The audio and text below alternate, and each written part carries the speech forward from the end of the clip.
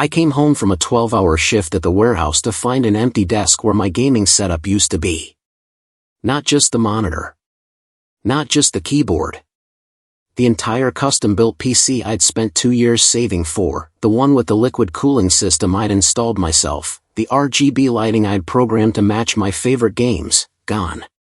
In its place sat a sticky note in my wife's handwriting that said, "Sold it. Needed the money. Don't be dramatic." $3,000 of hardware, traded for a beach vacation with a man whose name I'd seen too many times in her phone. By the time she posted photos from Cancun with him tagged in every sunset shot, I'd already made a call that would turn her Instagram smile into a courthouse frown. This isn't about revenge. It's about what happens when someone mistakes your patience for permission and your kindness for weakness. I'm David Chen, and tonight I'm going to tell you about the day my wife learned that everything has a price, especially trust. Before we jump back in, tell us where you're tuning in from, and if this story touches you, make sure you're subscribed, because tomorrow, I've saved something extra special for you. My name is David Chen and I'm 32 years old. I work as a logistics coordinator at a distribution center in Sacramento, the kind of job where you clock in before sunrise and leave after the day shift ends. I'm not flashy. I drive a Honda Civic with a dent in the passenger door from a shopping cart I never bothered to fix. My apartment is modest, 2 bedrooms in a complex where the pool hasn't worked since 2019 and nobody complains because the rent is reasonable. I keep my beard trimmed, my shirts ironed on Sunday nights, and my bills paid 2 days before they're due. My parents immigrated from Taiwan when I was 7, and they taught me that steady work and quiet discipline build the kind of life that doesn't collapse when the wind picks up.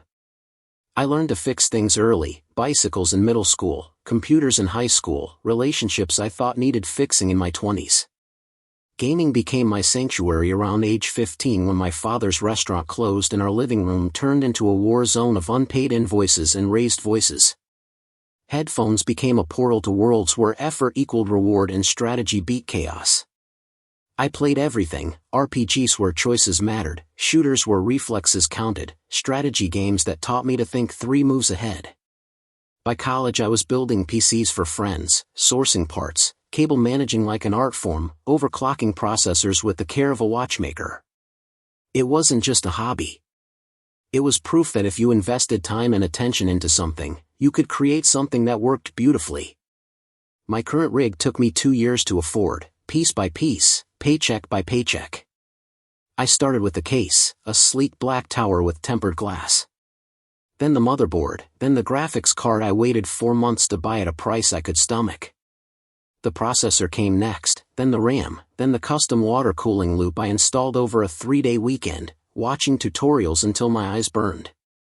When I finally powered it on and saw those lights pulse to life, it felt like graduation. I met my wife, Jessica, at a mutual friend's housewarming party 3 years ago. She worked in marketing for a local real estate firm, all bright scarves and confident handshakes and a laugh that made people lean in. She said she liked that I didn't talk too much, that I listened instead of performed. We dated for 8 months before moving in together, and I thought I'd found the balance my parents never managed, someone who brought energy to my calm, color to my neutral palette. She didn't understand gaming but she didn't judge it either, or so I thought. She'd curl up on the couch with her laptop while I raided with my guild on weekends, and we'd order takeout and call it quality time. I proposed on a hiking trail near Lake Tahoe because she said she wanted something outdoorsy and meaningful, and I wanted her to know I'd climb any trail if it led to her. We got married at a small venue with string lights and a Spotify playlist, and for a while it felt like every choice I'd made had been the right one. The signs didn't announce themselves with alarms. They crept in like water under a door, slow enough that you don't notice until the carpet squishes. Jessica started working later, coming home after 9 with takeout bags and stories about campaigns that needed one more revision. She stopped asking about my day and started talking about hers in longer, faster loops, names I didn't recognize woven into every sentence. Clients, colleagues, contacts. I told myself that ambition looked like this, that marketing was demanding, that adults in their 30s worked harder because the stakes were higher. She bought new clothes, brighter colors, tighter fits, things that didn't match the closet I knew. When I complimented a red blouse, she waved me off and said it was just something she grabbed on sale. She started sleeping with her phone under her pillow instead of on the nightstand, screen down, always on silent. I noticed but didn't pry because I wanted to believe that trust didn't require surveillance. Our conversations started feeling like summaries instead of stories. I'd ask how her day went and she'd say fine, busy, exhausting, then scroll through her phone while I reheated dinner. Date nights became rain checks, became forgotten promises. I suggested a weekend trip to Napa and she said maybe next month, then next month became maybe next quarter. I thought we were drifting the way couples do when work piles up and routines ossify, a phase we'd push through with patience and intention. I didn't know we weren't drifting. She was steering and I just hadn't seen the map. I started noticing her phone lighting up at odd hours, texts at midnight, calls she'd take in the bedroom with the door closed. When I asked who called, she'd say a friend, a coworker, someone from her yoga class I'd never heard her mention before. I wanted to trust her. I wanted to believe that questions were accusations and silence was respect. I kept my suspicions folded in a drawer I didn't open because opening it meant accepting something I wasn't ready to name. One Tuesday night in late September, Jessica didn't come home until after 11. I'd fallen asleep on the couch waiting, sitcom reruns playing to an empty room. She walked in smelling like cologne that wasn't mine and wine I didn't recognize. I asked where she'd been and she said client dinner, then pivoted to the shower before I could ask anything else. I heard the water run for 20 minutes and I lay there staring at the ceiling, adding up details I'd been too polite to count. The new perfume. The gym membership she never used. The way she angled her phone away when I walked past. The math didn't add up to ambition. It added up to distance, deliberate and measured. I stayed on the couch that night and told myself tomorrow I'd ask the hard questions. Tomorrow I'd stop pretending everything was fine. Tomorrow came and I chickened out, made coffee instead of confrontation, and watched her leave for work with a smile I couldn't decode. The breaking point arrived on a Saturday afternoon in early October. I'd taken a rare day off, planning to deep clean the apartment and maybe finally start that RPG I'd been saving for a lazy weekend. Jessica said she had an open house to stage, that she'd be gone most of the day, and she left in a blazer and heels that looked more like a date than a workday. I vacuumed, scrubbed the bathroom, did the dishes, and then sat down at my desk ready to lose myself in a fantasy world that made sense. Except my desk was empty. Not messy. Not disorganized. Empty. The tower was gone. The monitors were gone. The mechanical keyboard I'd bought myself for my 30th birthday, gone. The mouse, the headset, the custom mousepad with artwork from my favorite game, gone. I stood there feeling my pulse in my temples, scanning the room like maybe I'd forgotten where I put $3,000 worth of equipment. I checked the closet, the guest room, under the bed like maybe I'd sleepwalked it into storage. Nothing. The cables were still there, dangling from the power strip like severed roots. The desk was dust-free where the tower used to sit, a perfect rectangular shadow marking the absence. On the desk sat a yellow sticky note, the kind we use for grocery lists and reminders to pay the water bill. It said, sold it. Needed the money. Don't be dramatic. Her handwriting, her words, her complete disregard for the 2 years I'd spent building something that mattered to me. I read it 3 times, hoping the words would rearrange into something that made sense, some explanation that didn't feel like theft. They didn't. I called her phone. It rang 4 times and went to voicemail. I texted, "Where's my computer?" 3 dots appeared, then disappeared, then nothing. I sat on the edge of the bed trying to understand how the person I married could sell my belongings without asking, without warning, without even the courtesy of a real conversation. I thought about the hours I'd spent researching parts, the weekends I'd worked overtime to afford the graphics card, the pride I felt every time I powered it on.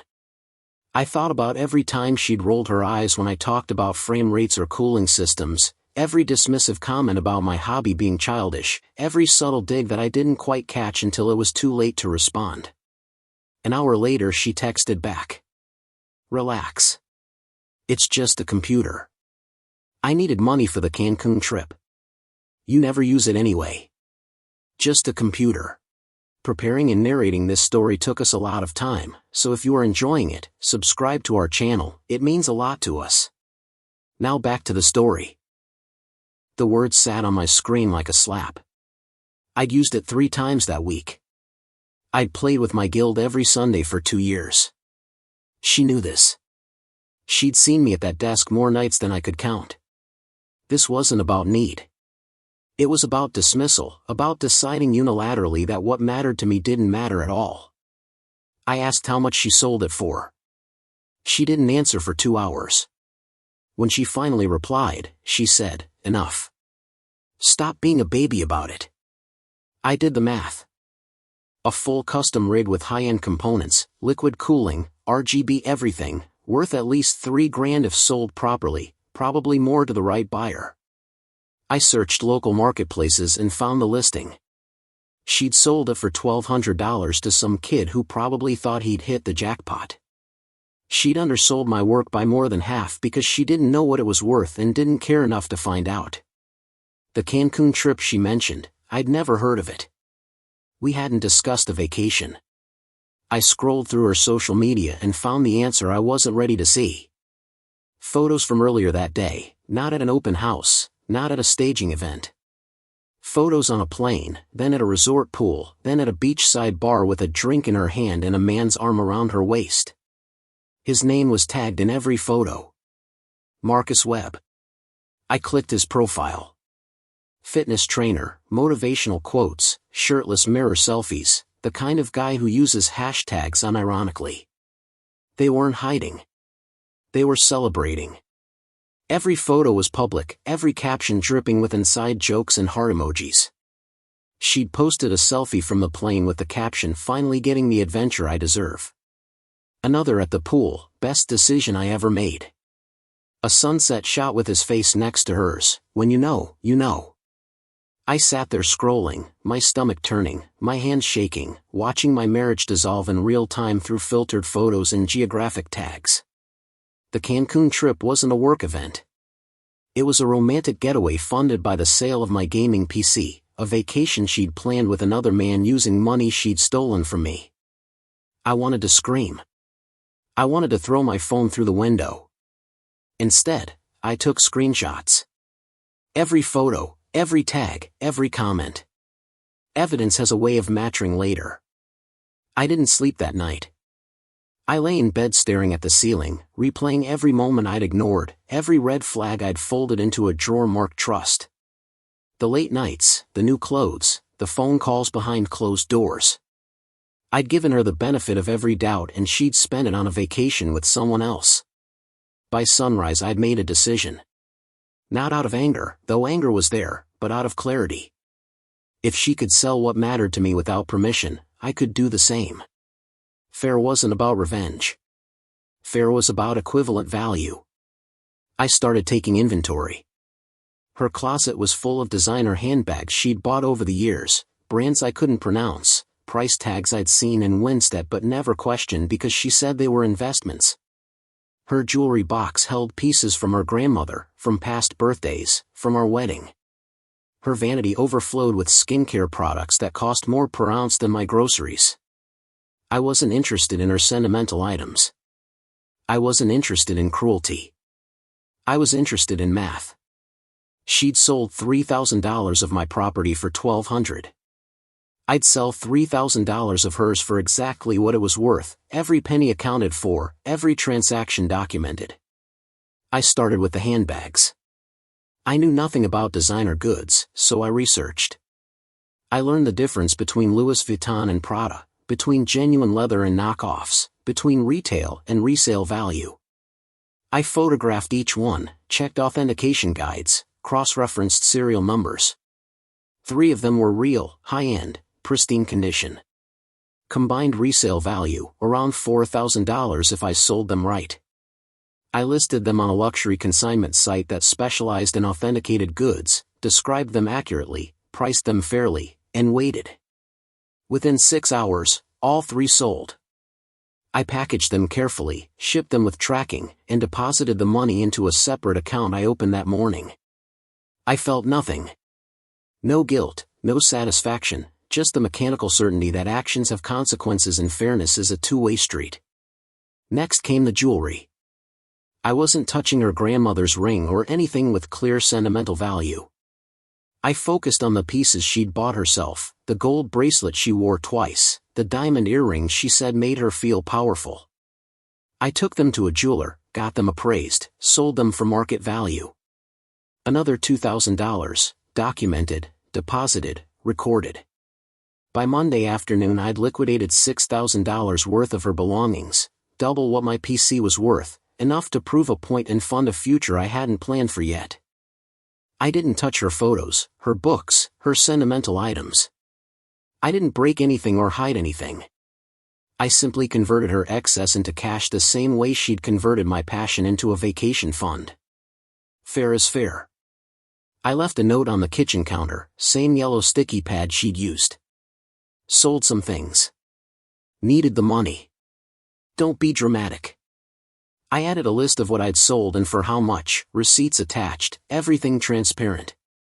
Then I packed a bag, grabbed my laptop, and checked into a motel near the highway. I wasn't running.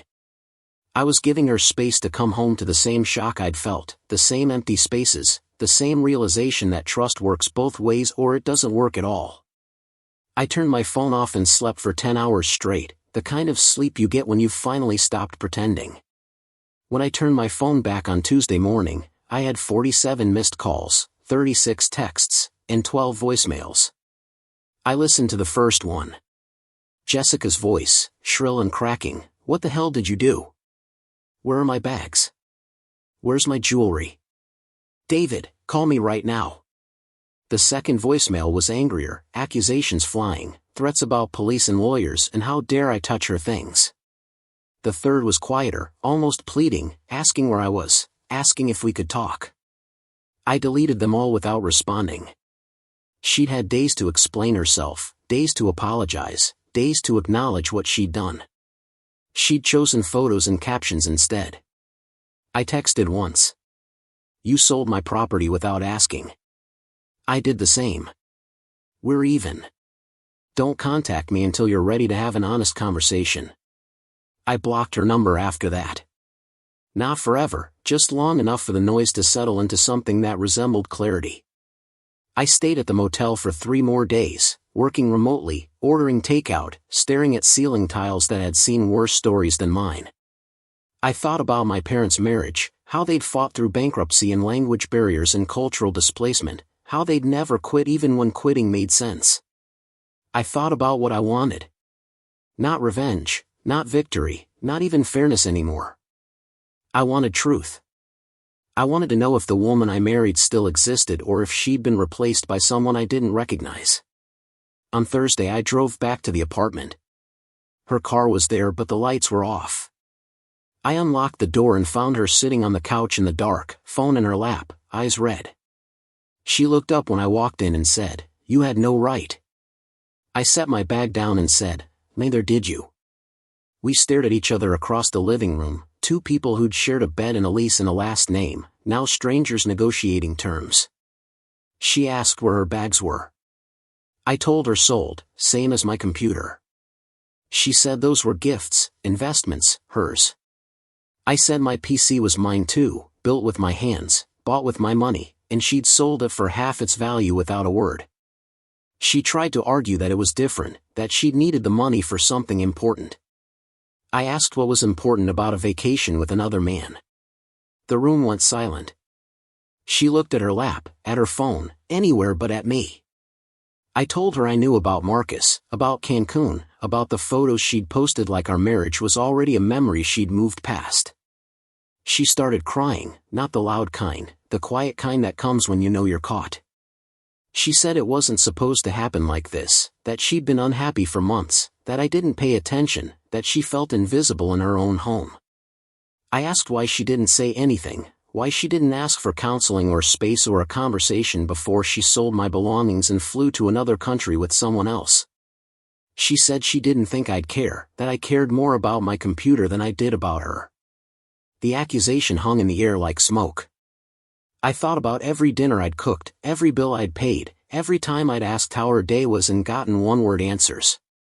I thought about the weeks I'd spent building that PC, the hours I'd worked to afford it, the pride I'd felt every time it ran perfectly.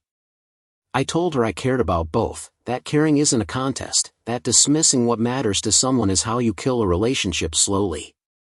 She said she didn't know how to fix this. I told her I wasn't sure it could be fixed, that trust wasn't a thing you could reglue once it shattered into this many pieces. She asked if I wanted a divorce. I said I didn't know yet, that I needed time, that she needed to decide if she wanted to be married to me or to the idea of someone else. We sat in that silence for a long time, the kind that isn't empty but full of everything you can't unsay. Eventually she went to bed and I stayed on the couch, staring at the empty desk where my setup used to be, wondering how two people could live in the same space and drift so far apart. The next morning she was gone before I woke up, a note on the counter saying she'd stay with a friend for a while, that we both needed space. I agreed. Space was the only thing we had left that wasn't contaminated. I spent the weekend cleaning, sorting, making piles of joint belongings and separate lives. I found old photos from our wedding, smiled at people I didn't quite remember being. I found receipts from trips we'd taken, tickets to concerts, inside jokes scrawled on napkins. I didn't throw them away. I boxed them up, labeled the box before, and put it in the closet next to my winter coats. Some things you keep not because they're useful but because forgetting them entirely feels like erasing proof you were ever happy. Jessica moved out officially 2 weeks later. She took her clothes, her books, her remaining belongings that I hadn't sold. She left the furniture because we'd bought most of it together and dividing a couch felt too symbolic. She asked for the wedding photos. I said she could have copies, that I wanted copies too, not because I was holding on to the past but because pretending it didn't happen felt dishonest. She cried when she packed the last box, said she was sorry, that she'd made mistakes, that she hoped I'd find someone who appreciated me. I didn't say anything. Apologies work better when they arrive before the damage, not after. I helped her carry boxes to her car and we stood in the parking lot like actors who'd forgotten their lines. She said, "Take care of yourself, David." I said, "You too." Then she drove away and I went back upstairs to an apartment that felt bigger and quieter and somehow more mine than it ever had been. I didn't buy a new gaming PC right away. I didn't need to fill the empty desk with a replacement that would feel like a band-aid over a wound that needed air. Instead, I started rebuilding differently. I joined a gym, not to get ripped or prove anything, but because I needed a routine that didn't involve screens. I called old friends I'd neglected, grabbed beers, played pool, remembered what it felt like to laugh about nothing important. I started cooking real meals instead of reheating takeout, following recipes I found online, surprising myself when things actually tasted good. I even adopted a cat from the shelter, a scrappy orange tabby who'd been there too long, the kind that doesn't trust easily but purrs louder than seems physically possible once you earn it. I named him Pixel, partly as a nod to my gaming days, partly because he had one white spot on his forehead that looked like a glitch in his rendering. Pixel didn't care about my marriage or my empty desk. He cared about whether I filled his bowl on time and whether the sunny spot on the floor moved throughout the day. That simplicity helped more than I expected. The divorce papers came in January, clinical and efficient, dividing a shared life into bullet points and signatures. No contest, no drama, just two people agreeing that the story they'd started wasn't worth finishing. I signed them in a Starbucks parking lot, mailed them back, and felt nothing except a vague relief that at least now the ambiguity was gone. Jessica texted once after the papers were filed, said she hoped we could be civil if we ran into each other, that she didn't want bad blood. I told her I didn't want anything from her, good or bad, that clean breaks heal better than jagged ones. She didn't respond and I didn't follow up. Some conversations are complete even when they feel unfinished. Marcus, the guy from Cancun, didn't last. I heard through mutual friends that they'd broken up by February, something about him not being ready for commitment, which struck me as the kind of irony that writes itself. Jessica moved to Portland for a new job, a fresh start in a city where nobody knew her story. I stayed in Sacramento, kept my job, kept my routines, kept Pixel fed and happy. By spring I'd saved enough to start thinking about a new gaming setup. Not the same one, not a replica of what I'd lost, but something new that reflected who I was becoming instead of who I'd been. I spent weeks researching again, reading reviews, watching build guides, learning about new technology that had come out since my last build. I wasn't in a hurry. Building something right takes time, and I had plenty of that now. I bought the case first, a white and black design that felt clean and intentional. Then the motherboard, then the RAM, then the GPU I'd been eyeing for months. I installed everything over a long weekend, cable management meticulous, thermal paste applied with the precision of someone who'd learned that details matter. When I powered it on and saw the BIOS screen light up, I felt something I hadn't felt in months. Not pride exactly, but satisfaction. Proof that you can lose something important and still build something better if you're patient enough to try. I didn't post about it online. I didn't need validation or likes or comments telling me it looked sick. I showed Pixel, who sniffed the tower once and walked away unimpressed, and that felt like enough. I logged into my old gaming accounts, reconnected with my guild, explained I'd been gone for personal reasons, and got welcomed back like I'd never left. We raided that night, cleared content I'd missed, laughed about stupid mistakes and clutch saves, and for 3 hours I existed in a space where the only thing that mattered was strategy and teamwork and whether we could down the boss before the enraged timer. It felt good. It felt like coming home to a place that had never asked me to be anyone other than who I was. After the raid I sat back in my chair, Pixel curled up on my lap, the hum of my PC a steady comforting sound, and I thought about everything that had happened. The betrayal, the anger, the selling of her things, the divorce, the slow painful rebuild of a life I'd thought was stable.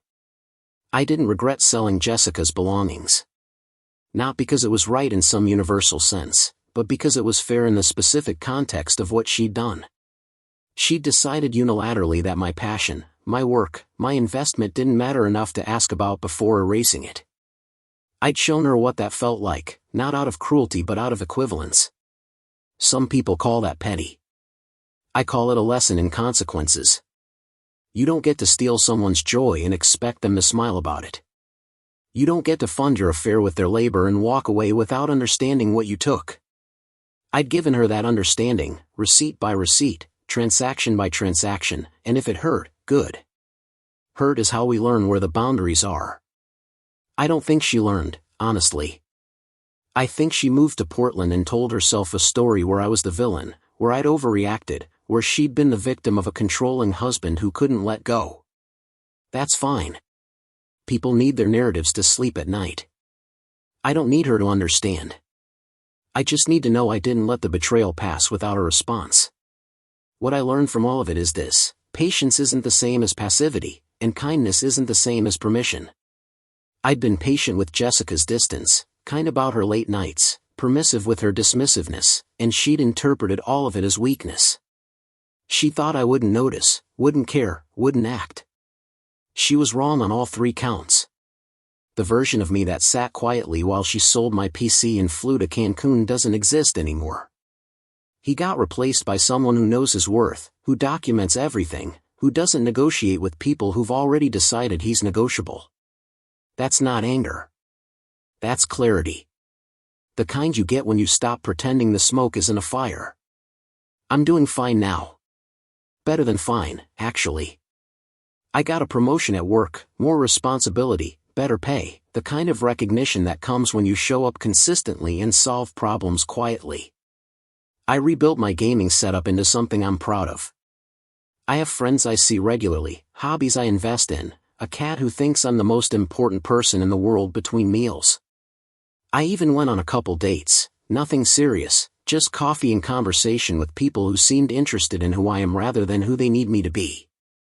The apartment still feels a little too quiet sometimes, especially on weekends when I used to hear Jessica moving around, humming to herself, filling the space with presence even when we weren't talking. But quiet isn't the same as empty. Quiet is where you hear yourself think, where you sort through what matters and what's just noise, where you decide what kind of person you want to be when nobody's watching. I like the person I'm becoming. He's harder to fool, easier to respect, and he doesn't apologize for taking up space in his own life. If you're going through something similar, if someone you trusted decided your boundaries were suggestions and your belongings were theirs to liquidate, know this: you're allowed to respond. You're allowed to set terms. You're allowed to make sure the person who hurt you understands in concrete terms what they took from you. That's not revenge. That's teaching. Some people only learn when the lesson costs them something they can't get back. Jessica learned. Whether she admits it or not, whether she tells the story differently to her new friends in Portland, she learned that dismissing someone has a price, that betrayal leaves receipts, and that the quiet guy she thought would just absorb the damage turned out to have a spine made of something stronger than patience. I don't know if she screamed when she found her bags missing. I wasn't there to hear it. But I know the sound someone makes when they realize the game they thought they were winning just changed rules, and I imagine it was something close to that. A sharp intake of breath, a moment of disbelief, then anger that has nowhere to land because the person they're angry at finally stopped playing defense. If she's reading this somehow, wherever she is, I want her to know I don't hate her. Hate requires energy I'd rather spend on things that build me up instead of keeping her relevant. I just hope she learned that people aren't furniture you rearrange when the room feels stale, that trust isn't infinite, and that the person who seems like they'll forgive anything eventually stops keeping score and starts keeping distance. To everyone else watching, listening, reading, if this story touched something in you, if you've been the person whose belongings disappeared or whose trust got traded for someone else's vacation, you're not alone. You're not dramatic for feeling betrayed. You're not petty for wanting fairness. And you're not wrong for making sure that the person who hurt you understands that action's echo. Tomorrow I've got another story for you, something that'll hit different, something about family and money and the kind of betrayal that wears a smile until the cameras turn off. Make sure you're subscribed so you don't miss it. For now, I'm going to log into my game, run a few dungeons, and enjoy the setup I built with my own hands, in my own space, with nobody's permission but mine. Pixel's already asleep on the desk, one paw draped over my mousepad, and honestly that's the best endorsement I could ask for. Life's good when it's yours again. The weeks after Jessica left felt like living in a museum of our former life. Every corner of the apartment held a memory I hadn't cataloged properly while we were making them, and now they appeared like exhibits behind invisible glass. The coffee mug she always used sat in the cabinet untouched because I couldn't bring myself to drink from it but also couldn't throw it away. The dent in the couch cushion where she used to curl up with her laptop had started to fade, the foam slowly forgetting the shape of her. I'd find her bobby pins in strange places, behind the bathroom mirror, wedged between couch cushions, scattered across the bedroom floor like breadcrumbs from a story that had already ended. I collected them in a small dish on the counter, not sentimentally, just practically, because stepping on them barefoot in the dark was a reminder I didn't need. Work became my anchor in ways it hadn't been before. The distribution center operated with a rhythm I found comforting, predictable chaos where problems had solutions and effort produced results you could see on a spreadsheet. Trucks arrived, we logged inventory, we coordinated shipments, we solved bottlenecks, we went home. My supervisor noticed I was staying later, volunteering for projects nobody else wanted, and instead of asking if I was okay he just gave me more responsibility. I appreciated that.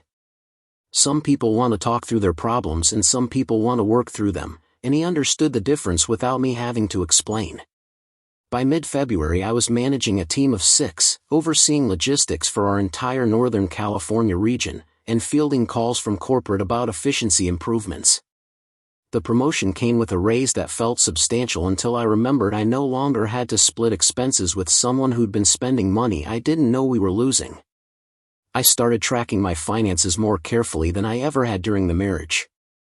I'd always been the one who paid the bills, monitored the accounts, made sure we weren't overdrafting or missing payments, but I'd done it casually, trusting that we were both pulling in the same direction. Now I realized how much I hadn't been seeing. Joint account transactions I'd glossed over as groceries or gas turned out to be boutique purchases and expensive lunches and charges from places I'd never heard of. I pulled 6 months of statements and highlighted everything I didn't recognize, then cross-referenced them with her social media posts from the same time periods. The pattern was obvious once I stopped avoiding it. New dress in a photo, charge from Nordstrom 3 days earlier. brunch with coworkers she'd mentioned, $100 bill at a restaurant I couldn't afford. The Cancun trip wasn't an isolated incident. It was the loudest note in a song that had been playing for months. I wasn't angry anymore, not in the sharp immediate way I'd been when I first saw the empty desk. That anger had burned hot and fast and left behind something cooler and more durable. Disappointment maybe, or resignation, the feeling you get when you finally accept that the person you thought you knew was a sketch you'd filled in with wishful details. I'd wanted Jessica to be someone who valued partnership, who communicated when things got hard, who wouldn't betray trust for convenience. She wasn't that person. Maybe she never had been and I'd just been too invested in the story to read the actual text. Or maybe she'd changed and I'd missed the transition because I was too busy working and gaming and assuming that consistency equaled stability. Either way, the marriage I thought I was in had been a solo performance with an audience of one. I was done performing. Pixel became my therapist without trying. Cats have a way of demanding presence that's harder to ignore than human advice. He didn't care about my divorce or my feelings or whether I was processing things in a healthy way. He cared about whether his food bowl was full and whether the red dot from the laser pointer was going to appear today. That clarity was exactly what I needed. I'd wake up to him sitting on my chest, staring at me with those unblinking green eyes that said your alarm went off 10 minutes ago and I'm starving, and I'd have no choice but to get up and start the day. He'd follow me to the kitchen, wind between my legs while I made coffee, then parkour across the counters knocking over anything not weighted down, and I'd laugh despite myself. You can't stay stuck in your head when a cat is actively trying to murder your water glass. I started going to a climbing gym 3 nights a week, something I'd always been curious about but never prioritized when I had a partner who wasn't interested. The gym was in an old warehouse downtown, walls covered in colorful holds, the air smelling like chalk dust and rubber. I liked the puzzle aspect of it, figuring out routes, reading the wall, committing to moves that felt impossible until you trusted your feet and your grip. I wasn't good at first. I'd get halfway up a route and freeze, muscles shaking, brain screaming that I was about to fall even though I was harnessed and safe. But gradually I learned to breathe through the fear, to focus on the next hold instead of the height, to trust that falling was part of learning and the rope would catch me every time. The metaphor wasn't lost on me. I'd fallen in my marriage. The rope hadn't caught me. But here in this warehouse with strangers belaying in chalk on my hands, I was learning to climb again. I met people there who became something like friends, though we rarely talked about anything serious. There was Marcus, ironically also named Marcus, which made me laugh the first time I heard it, a software engineer who climbed like a spider and could solve routes I couldn't even attempt. There was Keisha, a nurse who worked night shifts and climbed in the mornings when the gym was empty and quiet. There was Sam, non-binary, worked at a bookstore, always wore vintage band shirts and climbed barefoot because they said shoes were a conspiracy by big climbing. We'd spot each other, offer beta on tricky sections, grab burritos after sessions, and talk about anything except the reasons we'd all ended up seeking vertical solutions to horizontal problems. It was the kind of casual community I hadn't realized I was missing. People who knew me only as the guy who always forgot to clip his chalk bag and who had a cat named Pixel. Gaming stayed important but shifted shape. My guild had been raiding the same content for years, and while I still enjoyed the routine and the camaraderie, I found myself drawn to different games during my solo time. I started playing more story-driven single-player games, the kind where choices mattered and characters felt real and the ending depended on how carefully you paid attention. I played through an RPG about a detective solving his own murder, piecing together a fractured identity one conversation at a time. I played a narrative game about a woman hiking through grief, climbing a mountain as a metaphor for processing loss. I played a puzzle game that had no words, just environmental storytelling and a haunting soundtrack that made me feel things I didn't have language for. These games didn't require reflexes or competition. They required attention, empathy, a willingness to sit with discomfort and see where it led. I'd finish one and sit in the silence after the credits, Pixel purring beside me, and feel like I'd just read a book that understood something I'd been trying to articulate for months. My parents called more frequently after the divorce, not to pry but to check in with the kind of careful concern Asian parents express through practical questions. Had I eaten? Was I sleeping? Did I need anything from Costco? My mom started showing up unannounced with Tupperware containers of food, dumplings and noodles and stir-fry that filled my freezer and made me feel 12 again in the best way. She never asked about Jessica directly, but she'd make comments about how the apartment looked nice, how I seemed healthier, how Pixel was clearly well cared for, and I understood these were her way of saying she was proud of me for surviving something she'd worried I wouldn't. My dad was more direct. He came over one Saturday to help me mount a new TV, and while we were drilling into the wall he said, "Your mother and I, we stayed together through hard times. But hard times have to be mutual. If one person makes it hard on purpose, that's different." I nodded and handed him the level. That was the longest conversation we had about my marriage, and it was exactly enough. I started writing things down, not for publication or performance, just for myself. I'd open a blank document late at night and type out whatever I was thinking, stream of consciousness paragraphs that nobody would ever read. I wrote about the moment I saw the empty desk. I wrote about finding her social media posts from Cancun. I wrote about the relief I felt signing the divorce papers and the guilt I felt about feeling relieved. I wrote about my parents' restaurant closing when I was a kid and how I'd learned then that some things fall apart no matter how hard you fight to hold them together. I wrote about the difference between forgiving someone and simply deciding they're not worth the energy of continued anger. None of it was poetry or insight. It was just pressure release, thoughts externalized so they'd stop circling inside my skull like a loading screen that never resolves. After a few weeks I had dozens of documents, little snapshots of a person trying to make sense of chaos one sentence at a time. I didn't reread them. I just liked knowing they existed. Spring arrived with the kind of weather that makes California feel like a postcard. Sunny days, cool nights, trees blooming in colors that seemed digital in their intensity. I started taking Pixel out on a harness and leash, something I'd seen other people do that I'd always thought looked ridiculous until I tried it. He was suspicious at first, walking low to the ground like he was sneaking through enemy territory, but eventually he relaxed and started exploring the courtyard with the intensity of a nature documentary host. We'd sit outside for an hour at a time, him sniffing plants and stalking bugs, me reading on my phone or just watching the sky change colors as the sun set. The neighbors thought it was adorable and would stop to take photos, and I'd make small talk about cat harness brands and whether he was part Maine Coon, and these tiny interactions felt like proof that I still knew how to be a person in the world. I went on a few dates during this period, mostly through apps, mostly disasters. There was the woman who spent the entire coffee date talking about her ex-husband's new girlfriend and how the universe was clearly testing her patience. There was the guy who seemed nice until he explained his cryptocurrency investment strategy and asked if I wanted to get in on the ground floor of financial freedom. There was the person who showed up 20 minutes late, ordered the most expensive thing on the menu, then said they weren't feeling a connection before the appetizers arrived. I wasn't heartbroken by any of it. Dating felt like research, like I was collecting data about what I actually wanted now that I wasn't anchored to what I thought I wanted in my 20s. I learned I valued directness over charm, consistency over excitement, someone who'd show up when they said they would and mean what they said when they got there. I learned I was okay being alone if the alternative was performing interest I didn't feel just to avoid an empty apartment. One date stood out, not because it went well but because it went honest. Her name was Rachel, she worked as a veterinary technician, and we met at a coffee shop near my apartment. She was funny and blunt and had a rescue dog named Kevin who'd once eaten an entire stick of butter and survived.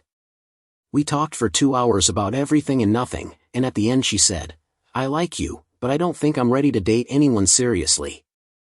I'm still unpacking a lot of my own stuff." I appreciated the clarity. I told her I was in a similar place, that I was still figuring out who I was post-divorce and what I actually wanted versus what I'd been socialized to want.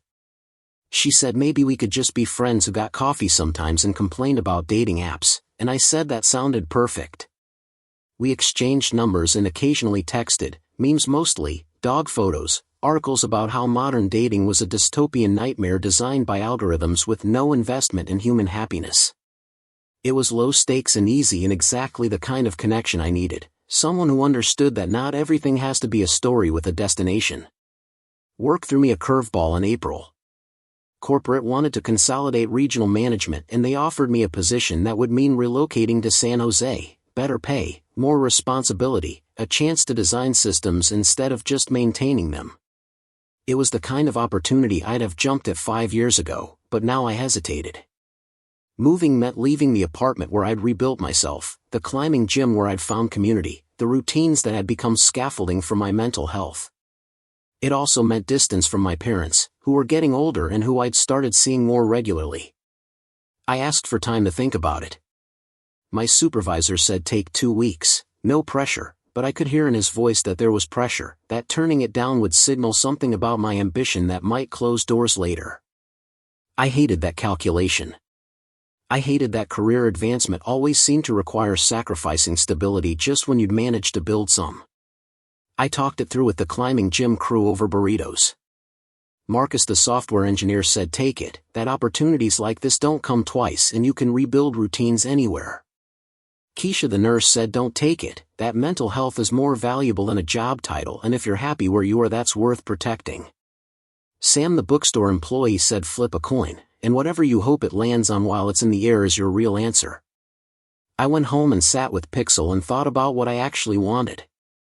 The promotion would mean more money, sure, but I'd learned recently that money doesn't insulate you from betrayal or fill the spaces where connection should be. It would mean new challenges, which sounded appealing until I remembered I'd just spent 6 months learning to appreciate stability. It would mean starting over socially, professionally, geographically, and the idea exhausted me before I even packed a box. I realized I wasn't ambitious the way I thought I was in my 20s. I didn't want to climb corporate ladders anymore. I just wanted to clock in, do good work, and have enough energy left over to climb actual walls and play games and exist without feeling like I was constantly preparing for the next crisis. I turned down the promotion. My supervisor was surprised but respectful, said he understood that life is more than a career and that if I changed my mind in 6 months to let him know. I felt lighter immediately, like I'd set down luggage I didn't realize I'd been carrying. That night I treated myself to a new game I'd been eyeing, an open-world adventure where you played as a courier rebuilding connections across a fractured landscape. The metaphor was obvious but I didn't care. I loaded it up, put on my headset, and spent 4 hours hiking across digital mountains delivering packages to isolated settlements, slowly stitching together a network of people who'd learned to survive alone but who thrived when they had support. It was beautiful and meditative and exactly the story I needed, proof that connection was possible even after everything fell apart, that sometimes the work isn't dramatic or heroic, it's just showing up consistently and carrying what needs to be carried. I started volunteering at an animal shelter on weekends, walking dogs that needed exercise and socialization. It was something I'd always thought about but never prioritized, and now I had the time and the motivation. The shelter was overcrowded and underfunded, the kind of place where everyone working there had signed up because they cared more about the animals than the paycheck. I'd show up Saturday mornings, get assigned a dog, and spend an hour walking loops around the neighborhood, letting them sniff every bush and hydrant and mysterious smell that called to them. Some dogs pulled on the leash like they were racing toward freedom. Some walked so cautiously I had to coax them forward with treats and encouragement. All of them needed patience and attention and someone who wouldn't give up on them just because they weren't perfect. I thought about Pixel, how he'd been at the shelter for months before I adopted him, how the volunteer had told me he was difficult because he didn't warm up to strangers quickly. Difficult just meant discerning. It meant he'd been hurt before and was careful about trust. I understood that. I was difficult now too. One of the dogs I walked regularly was a pit bull mix named Daisy who had a face like a cement block and a personality like a golden retriever. She'd been surrendered by her previous owner who was moving into an apartment that didn't allow large dogs, and she'd been at the shelter for 7 months waiting for someone to see past the breed stereotypes. She was gentle and goofy and loved to lean her entire body weight against your legs while you scratched behind her ears. I posted about her on my social media, just a photo and a brief description, thinking maybe someone I knew would be interested. The post got shared dozens of times.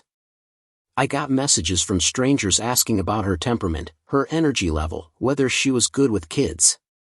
Within 2 weeks someone applied to adopt her, a young couple with a yard and no other pets and references that checked out. I was there the day they picked her up, watched her load into their car with her tail wagging like she'd known all along someone was coming. I cried a little walking back to my car, not sad tears, grateful ones, the kind that come when something broken gets a chance to heal. My own healing wasn't linear or dramatic. Some days I felt fine, solid, like I'd moved past everything and was building something new with clear eyes and steady hands. Other days I'd see a couple holding hands on the street and feel a sharp pang of loneliness that surprised me with its intensity. I'd have dreams where Jessica and I were still married, where the betrayal hadn't happened, where we were solving some mundane problem together like picking paint colors or arguing about what to watch on TV, and I'd wake up disoriented and sad for reasons I couldn't quite name. Grief is like that. It doesn't ask permission or follow schedules. It shows up in the produce aisle when a song plays that you used to hear in her car. It shows up in the middle of a work meeting when someone makes a joke that she would have loved. It shows up when you're doing fine, genuinely fine, and your brain decides to remind you that fine is relative and sadness lives in the basement even when you're not visiting. I started seeing a therapist in May, something I probably should have done months earlier but kept putting off because I told myself I was handling things. I found someone who specialized in divorce and life transitions, a woman in her 50s named Dr. Patel who had a calm presence and didn't push me to talk about things I wasn't ready to address. Our first session I mostly just told the story chronologically, the PC, the betrayal, the retaliation, the divorce, the rebuilding. She listened without interrupting and at the end she said, "It sounds like you protected yourself in the moment and you're still protecting yourself now. That's not weakness, that's wisdom." I hadn't thought about it that way. I'd been worried I was avoiding feelings or papering over damage, but she helped me see that creating stability after chaos isn't avoidance, it's survival. We worked on untangling the guilt I felt about selling Jessica's things, the part of me that still wondered if I'd been petty or vindictive. Dr. Patel asked what I'd hoped to accomplish. I said I wanted her to understand consequences, to feel the same shock and violation I'd felt. She asked if it worked. I said I didn't know, that Jessica had moved on too quickly for me to measure impact. Dr. Patel said maybe the lesson wasn't for her, maybe it was for me, proof that I could set boundaries and enforce them even when it was uncomfortable. We talked about my tendency to fix things, to see problems as mechanical puzzles with solutions I could engineer if I just worked hard enough. She pointed out that people aren't machines, that relationships require collaboration not repair, and that my marriage hadn't failed because I didn't try hard enough. It had failed because one person decided to stop collaborating. That distinction mattered. I'd been carrying responsibility for the divorce like it was weight I'd earned, like if I'd just been more attentive or more interesting or more something then Jessica wouldn't have cheated and stolen and left. Dr. Patel helped me see that I could have been perfect and she still might have made the same choices, because her choices were about her, not me. That wasn't permission to stop growing or learning. It was permission to stop blaming myself for someone else's character. Over the next few months we worked on identifying patterns, the ways I'd ignored red flags because I wanted to believe in the story I'd committed to, the ways I conflated patience with passivity, the ways I'd made myself small to accommodate someone who'd never made space for me in return. Summer brought heat that turned the valley into an oven.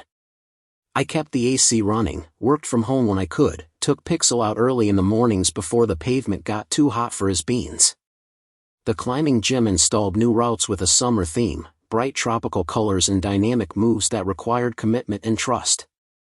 I worked on a particularly difficult overhang for weeks, falling repeatedly, adjusting my beta, trying different sequences until I finally stuck the finish hold and rang the bell at the top.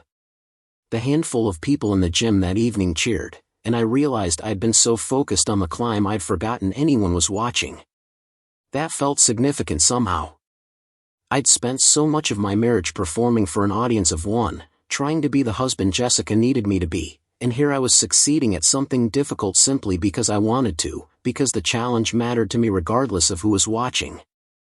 I upgraded my gaming setup again, not because the current one wasn't enough but because I wanted to treat myself to something unnecessary and joyful. I bought an ultra-wide monitor that curved around my field of vision like a spaceship cockpit. I installed RGB light strips behind the desk that synced with whatever was on screen. I got a new chair that didn't murder my back during long sessions. Pixel immediately claimed the chair as his and I had to negotiate for sitting time, which felt appropriate. The setup was ridiculous and expensive and exactly what I wanted, proof that I could invest in my hobbies without guilt or permission, that joy didn't need to be justified by productivity or approval. I spent a weekend rearranging the space, cable managing with the precision of a surgeon, setting up macros and profiles, testing different lighting schemes until I found one that felt like mine. When I finished I took a photo, not to post anywhere but just to have evidence that I'd built something beautiful that nobody could take from me without committing actual theft. My friendship with Rachel the vet tech deepened in the easy way good friendships do when nobody's trying to force them into something else. We'd meet for coffee every couple weeks, sometimes bringing our respective animals, Pixel and his carrier and Kevin the butter-eating dog on a leash that could probably tow a truck. We'd swap dating horror stories, recommend books and games and shows, vent about work frustrations without trying to fix each other's problems. She told me about her ex-boyfriend who'd cheated on her with someone from his CrossFit gym, which had turned her off both the ex and CrossFit permanently. I told her about the divorce, the PC, the retaliation, the slow process of becoming a person again instead of half of a partnership that had stopped working. She said she admired how I'd handled it, that a lot of guys would have either rolled over or escalated to violence, and I'd chosen a third path that was firm without being destructive. I wasn't sure I'd chosen it so much as stumbled into it, but I appreciated her framing. She asked one day if I'd ever consider dating again seriously, like actually trying to build something instead of just collecting data about what I didn't want. I said maybe eventually, that I was still figuring out what seriously even meant to me now. I thought Jessica and I were serious, thought we were building towards something durable, and I'd been wrong about the foundation. How do you trust your judgment after that? Rachel said you don't, not completely, you just keep showing up and paying attention and hoping that experience teaches you to read the signs better. She said her therapist had told her that the goal isn't to never get hurt again, it's to get hurt less often and recover faster, and that felt like lowering the bar in a way that was actually healthy. We laughed about that. About how our 20s had sold us this idea that love was supposed to be effortless and permanent and Instagram-worthy, and our 30s were teaching us that actually love was work and fragile and mostly invisible to everyone outside it. I left that coffee date feeling lighter, grateful for a friendship that didn't need to be anything more than what it was. By late summer I'd settled into a life that felt sustainable. I had work that engaged me without consuming me. I had hobbies that brought genuine joy. I had a small circle of people who knew me and liked me and didn't need me to perform or explain. I had a cat who thought I was the greatest human invention since canned tuna. I had an apartment that felt like mine, decorated according to my taste, organized according to my logic, quiet in ways that felt peaceful instead of lonely. I wasn't waiting for the next chapter to start. This was the chapter. This was the life I'd built from the wreckage of the one I thought I was living. It wasn't perfect or Instagram-worthy or particularly dramatic.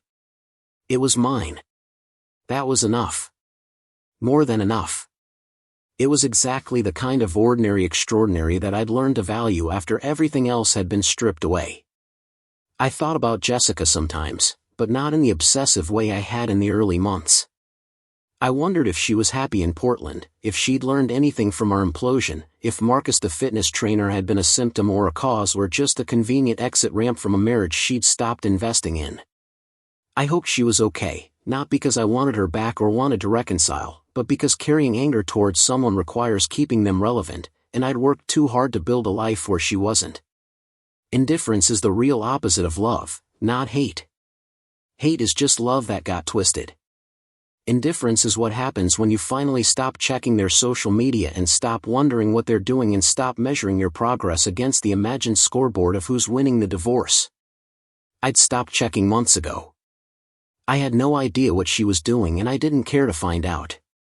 That felt like the final signature on paperwork that had taken too long to process. The divorce had taught me things I wished I'd learned differently but was grateful to know. It taught me that patience without boundaries is just slow-motion self-destruction. It taught me that kindness shouldn't be confused with permission to disrespect. It taught me that you can love someone and still need to leave them, that sometimes love isn't enough when trust is gone. It taught me that rebuilding takes longer than breaking, but the process is where you find out who you actually are when nobody's watching. It taught me that fairness doesn't mean keeping score forever, it means making sure someone understands the cost of their choices and then walking away with your head up. Most importantly, it taught me that I was stronger than I thought I was, more resilient, more capable of starting over, more willing to choose myself even when that choice was uncomfortable and lonely and required sitting with feelings I'd rather have avoided. My setup sat in the corner of the living room glowing softly, Pixel curled up in the chair that was technically mine, the hum of the PC a constant reminder that some things you build last, that effort invested with care produces something durable. I'd lost the original rig to someone who didn't value it. I built another one that was better because I was building it for myself, not for us, not for anyone's approval or acceptance. Just for me. That made all the difference. The lights cycled through colors I'd programmed myself. The fans whispered instead of roared because I'd installed them correctly. The whole thing was a monument to attention and patience and the belief that things worth having are worth building right. I powered it on, logged into the game where you delivered packages across broken landscapes, and spent 3 hours connecting settlements that had given up on each other, proving that sometimes the hardest work is just showing up consistently when nobody expects you to. October arrived with crisp air and the kind of golden light that makes everything feel cinematic. I was sitting at my desk running through emails when my phone buzzed with a message from an unknown number. I almost deleted it without reading, assuming it was spam, but something made me open it. The message was short and formal, like something drafted by a lawyer trying to sound human. It said Jessica had been trying to reach me through mutual contacts and wanted to know if I'd be willing to meet for coffee to discuss some remaining financial loose ends. No apology, no personal message, just the transactional request wrapped in polite language. I stared at it for a long moment, trying to determine what I felt. Curiosity maybe, or just the faint echo of obligation to a person who used to matter. I showed the message to Dr. Patel during our next session. She asked what I wanted to get from meeting with Jessica if I chose to go. I said I didn't know, that part of me wanted closure or answers or maybe just confirmation that I'd made the right choice. She reminded me that closure is something we give ourselves, not something other people can deliver, and that if I went into the meeting expecting Jessica to suddenly become accountable or apologetic, I'd likely leave disappointed. She asked if there were actually financial matters to discuss or if that was just pretense. I admitted I had no idea what she could possibly need to discuss since our divorce had been finalized months ago and everything had been divided already. Dr. Patel suggested that if I did meet with her, I should go with clear boundaries and zero expectations, treating it as information gathering rather than reconciliation or confrontation. I responded to the unknown number saying I'd meet for 30 minutes at a neutral coffee shop, nothing near my apartment or our old haunts, somewhere public and easy to leave. The response came back within minutes agreeing to the time and place I'd suggested. That felt telling. If she'd really needed to discuss finances, she would have pushed back or suggested her lawyer be present. This was something else. I spent the days leading up to the meeting trying not to build narratives in my head about what she wanted or what I'd say. I reminded myself that I didn't owe her absolution or anger or anything beyond basic human civility. She'd made her choices and I'd made mine, and now we were just two people who used to share a lease. The coffee shop was busy when I arrived, full of students with laptops and retirees reading newspapers and the ambient noise of a space where everyone's minding their own business. I ordered a black coffee and claimed a table near the window where I could see the door. Jessica walked in exactly on time, which surprised me because punctuality had never been her strength. She looked different in ways I couldn't immediately name. Her hair was shorter, her style more muted, less of the bright ambitious energy she used to project.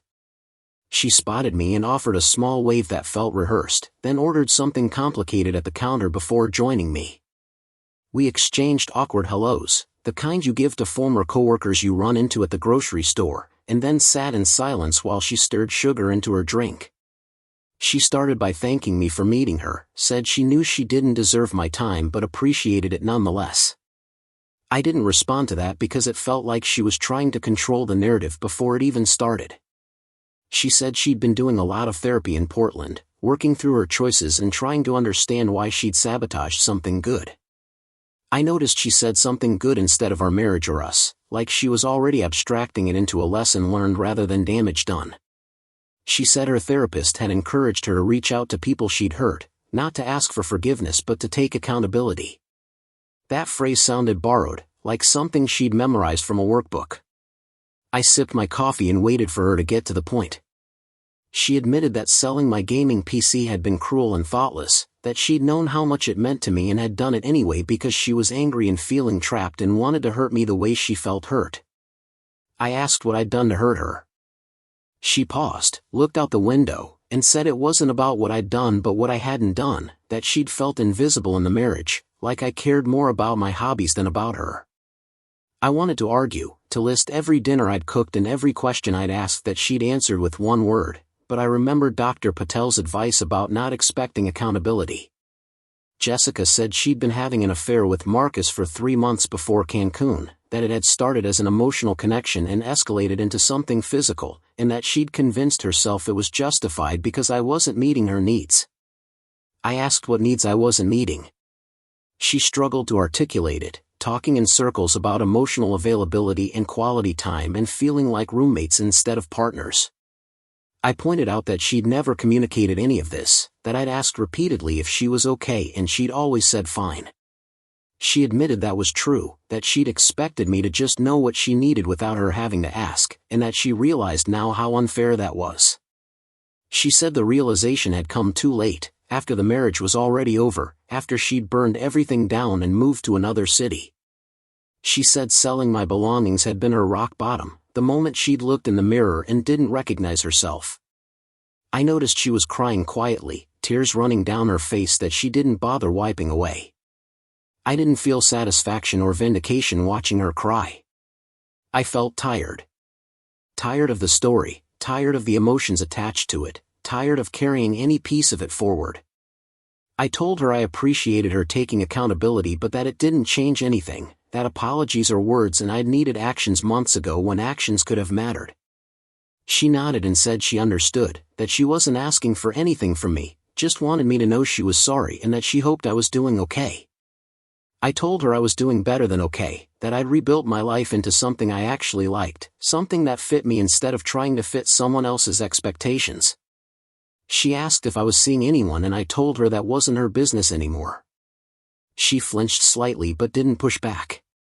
She brought up the financial loose ends she'd mentioned in her text, said there was still a joint credit card we'd both forgotten to close and that she'd discovered charges on it she didn't recognize. I pulled out my phone and checked. There were no charges. I showed her the screen.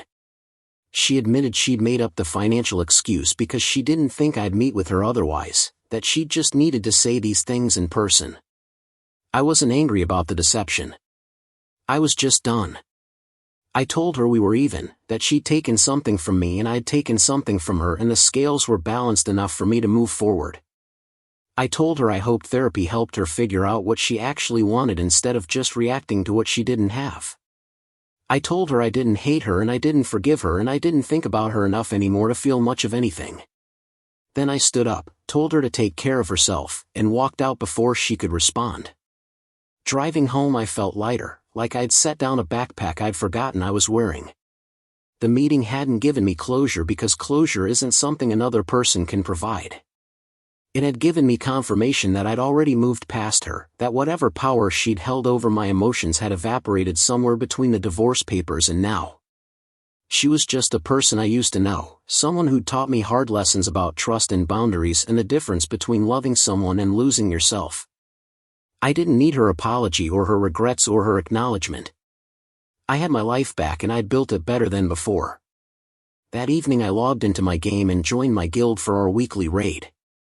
We cleared content, joked around in voice chat, celebrated small victories and laughed off mistakes. After the raid ended I stayed online and helped a newer player through a difficult quest they'd been stuck on, explaining mechanics and offering encouragement when they wanted to give up. When they finally completed it they thanked me profusely and I told them that's what guilds are for, showing up for each other. I logged off feeling content, pixel stretched across my lap, the apartment quiet except for the hum of my PC and the distant sound of traffic outside. My life wasn't a movie with a dramatic resolution. It was just Tuesday evening in October, me and my cat and my setup and the knowledge that I'd survived something that could have broken me but didn't. I'd learned to value ordinary things, consistency and honesty in people who showed up when they said they would. I'd learned that you don't need someone else's validation to know your worth. I'd learned that fairness isn't about keeping score forever but about making sure nobody mistakes your patience for weakness. Most importantly, I'd learned that you can lose something important and still build something better if you're willing to do the work.